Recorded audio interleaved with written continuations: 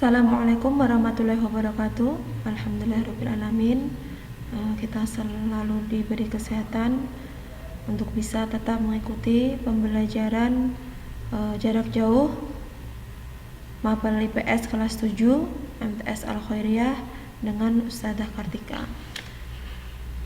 Hari ini kita melanjutkan ya tentang keragaman bentuk muka bumi. Keragaman bentuk muka bumi itu ada dua.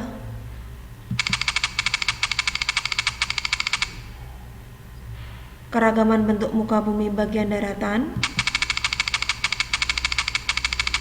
dan keragaman bentuk muka bumi bagian dasar laut.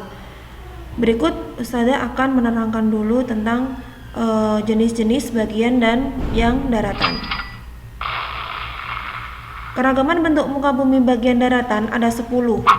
Yang pertama gunung, lembah, yang ketiga pegunungan, yang keempat dataran rendah, yang kelima dataran tinggi, yang keenam bukit, yang ketujuh ngarai atau canyon, yang kedelapan peneplain, 9 pantai, dan 10 pesisir. Berikut adalah gambar relief daratan.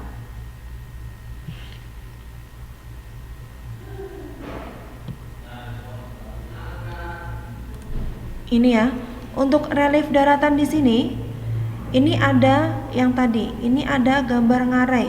Kalian bisa lihat di buku paket kalian halaman 26. Itu sudah sama persis, kalau gambarnya tidak terlalu jelas, nanti bisa dilihat lagi. Ini adalah gambar ngarai di sini, dataran tinggi itu di sini, pantai untuk peneplannya itu di sini, kemudian lembah, gunung, ini ya gunung, bentuknya gunung, pegunungan, karena pegunungan itu adalah beberapa dari gunung. Nih, cekungan, dia bentuknya cekung. Kemudian ada bukit, ada dataran rendah. Ini dataran rendah. Jadi ini tuh adalah gambar sebuah daratan dan ini adalah bagian-bagiannya. Di sini adalah bentuk muka bumi bagian daratan. Yang pertama adalah gunung. Gunung adalah daerah yang lebih tinggi dari daerah sekitarnya. Tadi ya seperti di gambar, jadi ini adalah gunung, jadi lebih tinggi dibanding dengan daerah sekitarnya dan ditandai dengan adanya puncak dan lereng gunung dan kaki gunung.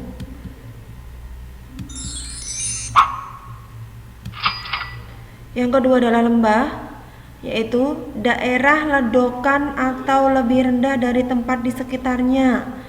Jadi ini bentuknya mungkin agak pecah gambarnya ya. Jadi ledok itu kayak menggenang ibaratnya. Ini ada gambar ya. Ini ada beberapa dari gunung. Ini adalah pegunungan, yaitu rangkaian dari beberapa gunung yang bentuknya memanjang. Jadi pegunungan itu berbeda dengan gunung. Kalau gunung itu satu ya gunung, misal gunung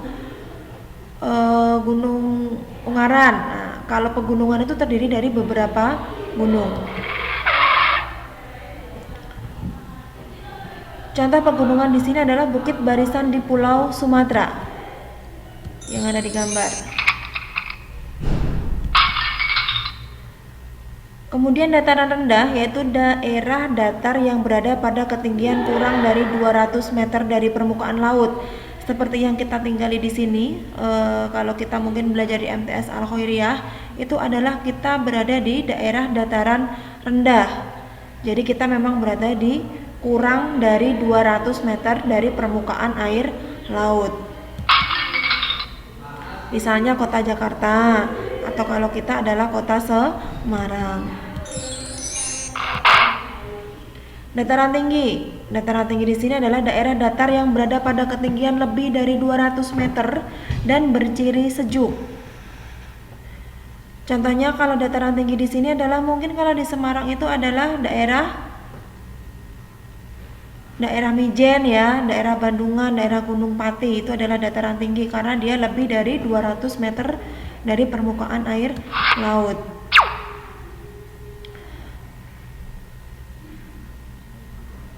Kemudian adalah keragaman bentuk muka bumi dasar laut. Ada palung laut atau laut dalam atau bisa dinamakan dengan trog. Kemudian ada ambang laut, ada gunung laut, ada dangkalan atau shelf, ada lubuk laut dan basin. Yang keenam punggung laut dan yang ketujuh adalah alur laut.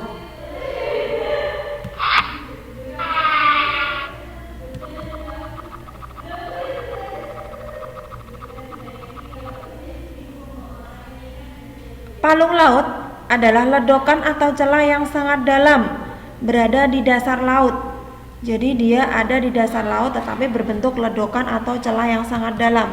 Contohnya adalah Palung Mindanao di Filipina. Nah, ini ada gambarnya. Ini ada gambar ya, kita perhatikan gambarnya dulu. Ini adalah ada seperti kayak bebatuan ya. Di sini adalah air lautnya. Ambang laut yaitu dasar laut yang mencuat memisahkan satu perairan dengan perairan yang lain. Ini namanya ambang laut. Contohnya ambang laut di Sulawesi. Ini kita perhatikan gambarnya. Gunung laut, gunung yang muncul dari dasar laut. Gunung yang muncul dari dasar laut. Jadi kalau kita melihat laut, di tengah-tengahnya itu ada bentuk gunung tetapi pinggirannya itu semua air, itu dinamakan dengan gunung laut. Ini contohnya adalah Gunung Krakatau. Nah, ini laut, ini adalah gunungnya. Jadi sekitarnya juga laut. Dangkalan yaitu laut yang kedalamannya tidak lebih dari 200 meter. Dasar laut dangkal disebut pula dengan paparan benua atau shelf, yaitu bagian daratan yang digenangi oleh air laut. Contohnya Laut Jawa.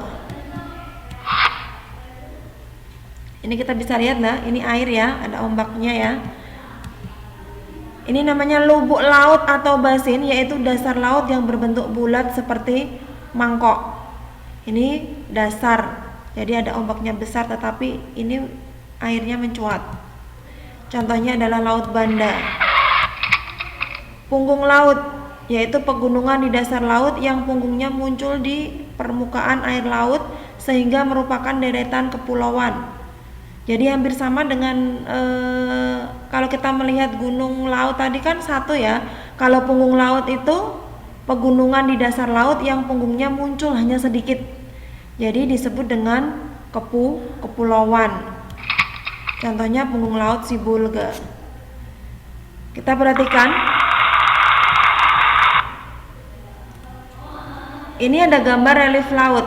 Kita perhatikan di buku ada di halaman 28. Kita perhatikan ya, ada dangkalan. Ini diibaratkan dengan relief lautan. Perhatikan ya. Ada dangkalan. Ini berarti dangkal. Dangkal itu lautnya tidak dalam, airnya sedikit. Kemudian di sini adalah benua. Ya. Punggung laut itu di sini. Ini kan air ya, ini air, ini batasnya air, kotak di sini air. Punggung laut tuh di sini, jadi dia, nah ini berbentuk nanti kepulauan. Basin di sini, dia bentuknya cekung atau ledokan. Ambang laut di sini ambangnya. Kemudian palung, ini adalah gunung laut tadi, dia berbentuk seperti Gunung Krakatau tadi. Ini laut air, kemudian ada bentuk gunungnya. Nah, ini adalah gambar relief dasar laut.